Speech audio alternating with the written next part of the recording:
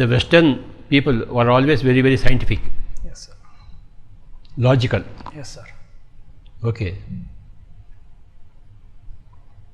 So,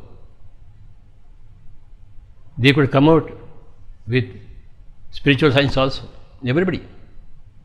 There are so many spiritual scientists in the West. For example, Brian Weiss, he hypnotized many, many people. Yes, sir. He studied hypnotic regression and come out with various principles of life before birth and life after death.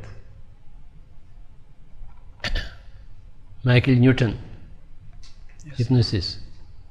Okay. Monroe, out-of-body experiences.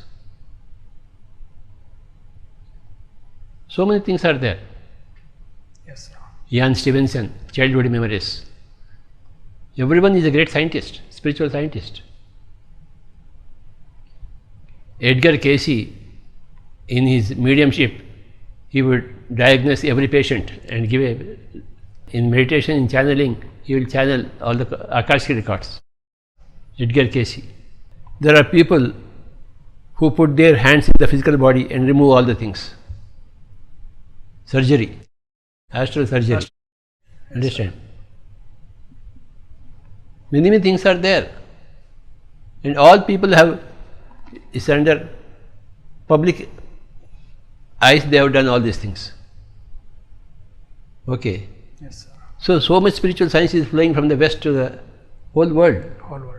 I have been very fortunate to study all those things. Yes, sir. Many people in India, they don't know what is happening in the West. But I know what is happening in the West.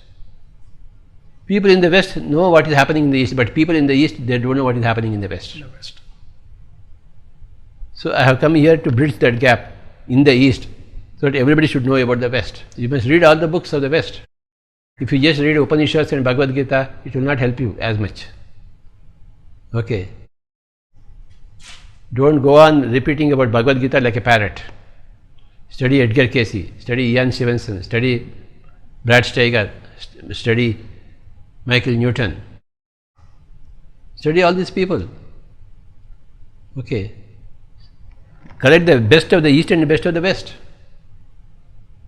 Best of the West is highly scientific, spiritual scientific.